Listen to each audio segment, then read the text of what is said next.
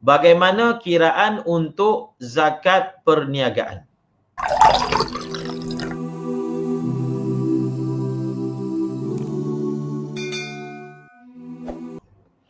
Soalan daripada Azizul Hakim. Assalamualaikum. Waalaikumsalam. Bagaimana kiraan untuk zakat perniagaan? Zakat perniagaan adalah wajib menurut hampir keseluruhan ulama. Tetapi dia bukan perkara yang ijma'. Namun Syekh Abdullah bin Siddiq kalau tak silap mensahihkan bahawasanya zakat tijarah itu adalah wajib dan merupakan ijma'. Kalau tak silap saya ada kitab yang dikarang untuk perkara ini. Itu perlu dicek semula. Walhasilnya dalam 4 mazhab zakat tijarah ini adalah wajib.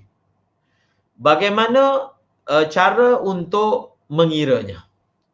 Untuk mudah mengira, kalau kita mempunyai syarikat yang besar, maka kita bawa accountant kita pergi ke pejabat zakat, jumpa dengan pegawai yang akan membantu dalam perkara ini, maka dia akan terangkan apakah perkara yang perlu ditambah dan ditolak dalam taksiran zakat perniagaan. Itu untuk mudahlah. Tetapi kalau kita ingin ilmunya, bagaimana cara mengiranya, maka begitu juga. Untuk mendapat gambar rajah yang mudah, saya lebih suka untuk minta sahabat kita untuk rujuk. Untuk rujuk di sana yang ada rajah. Rajah bagaimana mengira zakat perniagaan. Kalau saya nak terangkan di sini, khulasahnya, zakat perniagaan ini akan ditaksirkan di hujung tahun. Maksudnya apabila cukup haul. Apabila cukup haul dan ditaksirkan benda yang perlu ditaksirkan, kalaulah jumlahnya mencapai nisab, misalnya sekarang 20,000, maka wajiblah seseorang itu membayar zakat. Bila kita ingin membuat taksiran bagi harta zakat ataupun dipanggil urudut tijarah, kita perlu buat 2 kolom. Satu kolom kita tulis tambah dan satu lagi kolom kita tulis tolak. Apa maksudnya? Maksudnya yang kolom yang kita tulis tambah adalah perkara yang kita akan masukkan dalam penjumlahan taksiran. Dan kolom yang kita tulis tolak iaitu perkara-perkara daripada aset kita yang akan kita tolak. Kolom tambah dan kolom tolak. Maka apakah perkara yang dimasukkan dalam kolom tambah? Maksudnya penjumlahan dan totalnya itu akan dilihat adakah mencapai nisab ataupun tidak. Yang tolak itu kita tolak daripada aset kita dan kita tidak akan masukkan dalam penjumlahan taksiran. Maka yang kita tambah itu pertama. Ini kita kira yang syarikat yang basic. Dan satu perkara lagi yang saya ingin ingatkan, zakat perniagaan ini adalah untuk perniagaan-perniagaan yang melibatkan trading, jual beli. Adapun dalam bentuk services, maka zakatnya itu adalah dalam bentuk simpan. Maksudnya kita bagi servis dan kita dapat duit dan duit itu mencapai nisab selama 1 haul, maka wajib dibayar zakat.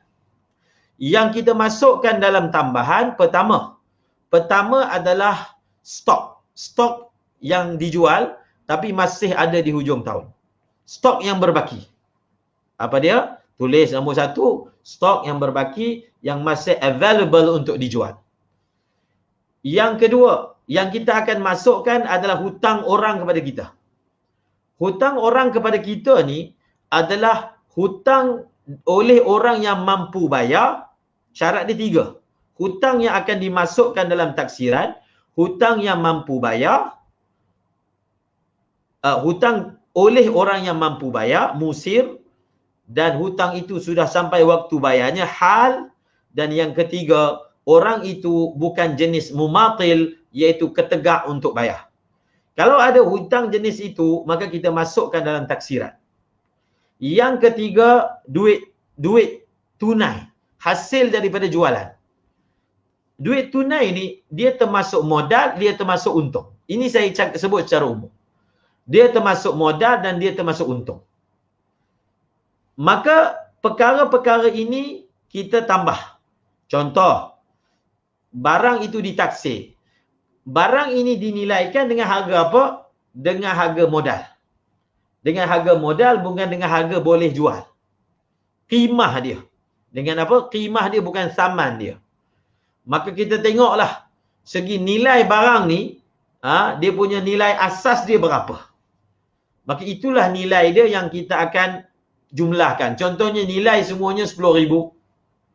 Kemudian hutang orang pada kita ada 5,000 yang cukup syarat tadi. Dan yang ketiga, duit hasil jualan modal dan juga untung ada 10,000. Semuanya 25,000. Maka bila cukup 25,000 maknanya cukup nisab. Maka wajiblah kita ambil daripadanya 2.5% untuk kita bayar zakat. Yang kita tolak, yang kita tak masukkan dalam penjumlahan taksiran adalah apa? Yang pertama, hutang lapuk dia panggil. Hutang lapuk yang tak cukup salah satu dari 3 syarat tadi. Yang kedua, kita tolak juga adalah aset bukan jualan. Contohnya, kita tak masukkan dalam pentaksiran bangunan permis kita yang kita beli. Kepunyaan kita. Perkakas dalam permis. Komputer, rak tak masuk. Kenderaan syarikat tak masuk. Ataupun aset syarikat dalam bentuk tanah, bentuk rumah, property yang bukan dijual. Aset bukan jualan. Kita ada store, kita ada warehouse. Itu semua tidak masuk. Dan yang tidak masuk juga adalah bahan-bahan mentah. Kita meniaga pembuatan, maka barang-barang mentah yang belum sampai tahap boleh dijual, maka ia juga tidak masuk. Dan barang-barang stok yang sudah rosak dan tak boleh lagi dijual, ia juga tidak dimasukkan dalam taksiran. Maka ini secara umumnya perkara-perkara yang akan dilibatkan dan tidak dilibatkan ketika proses penjumlahan taksiran untuk kita mendapatkan nisab, sekaligus kita mengetahui berapakah jumlah yang sepatutnya kita bayar.